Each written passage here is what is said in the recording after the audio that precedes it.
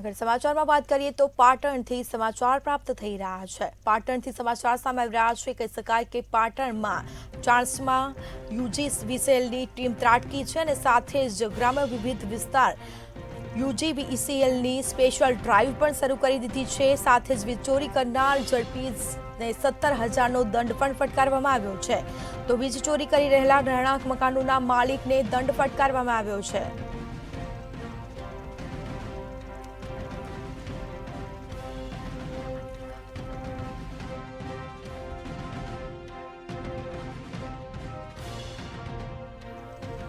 વીજ ચોરી કરી રહેલા રહેણાંક મકાનોના માલિકને પણ દંડ ફટકારી દેવામાં આવ્યો છે અને જેમાં ગ્રામ્ય વિસ્તારોમાંથી 11 જેટલા વીજ ચોરી કરતા ઝડપાયા છે। તો વહેલી સવારેથી જ વીજ ચોરીને ઝડપવા માટે સ્પેશિયલ ડ્રાઈવ શરૂ કરી છે। તો પાટણના ચાણસ્મામાં યુજીવીસીએલની ટીમ ત્રાટકી છે।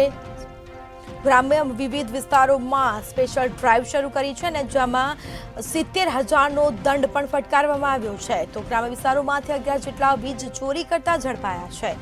તો વહેલી સવારથી જ વીજ ચોરોને પકડવા માટેની આ સ્પેશિયલ ડ્રાઈવ શરૂ કરી છે।